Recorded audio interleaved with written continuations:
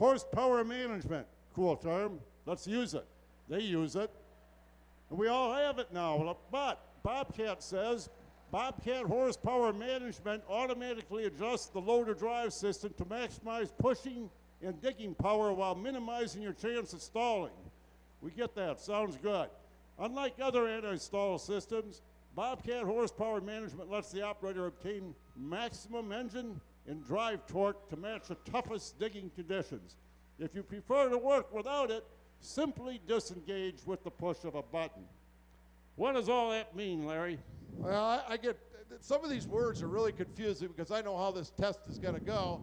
It says, unlike other anti-stall systems, Bobcat horsepower lets the operator obtain maximum engine and drive torque to the toughest conditions.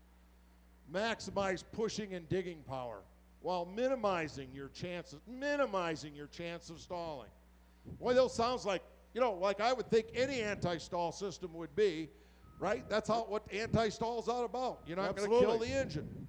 So you can do this with every EH Bobcat model out there. This is a great demo.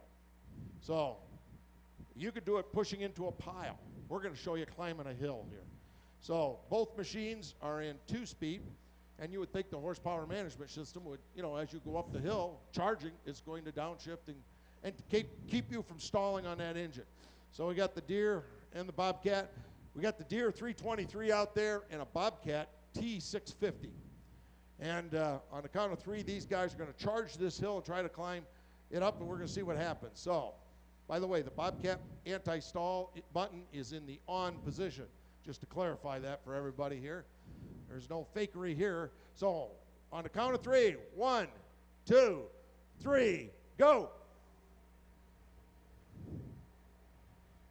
John Deere slows down a bit. Oops. Horsepower management system kicks in. Whoa, big cloud of black smoke on the Bobcat. I think the engine stalled. He's going to roll down the hill, give it another shot. John Deere's already up at the top of the hill, heading home. Come on, Aaron. Oh, boy, you can hear the engine pull down and snuff out again. He started it up. All right, he's going to creep it up in low range this time. The John Deere already went off into the sunset, heading back home. And finally, the Bobcat got up to the top of the hill. Bring her home. Let me summarize what we got here. Okay, the Doosan anti-stall or horsepower management, and everybody offers horsepower management with their EH controls. If you have manual controls, well, the operator's the horsepower management man, right?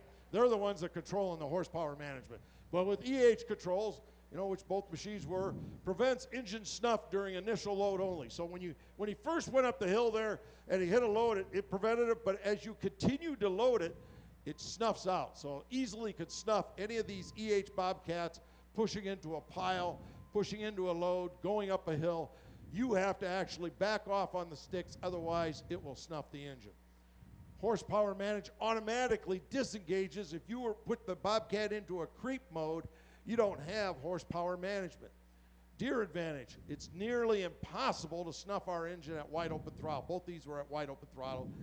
It's specifically tuned to limit the engine RPM at peak torque, or to put it at peak torque so we get maximum power, and it remains active even when you're in the creep mode. Those are key advantages of the Deere over the Bobcat. Go take an EH Bobcat and push into a pile and just keep pushing with your joystick and you'll snuff the engine.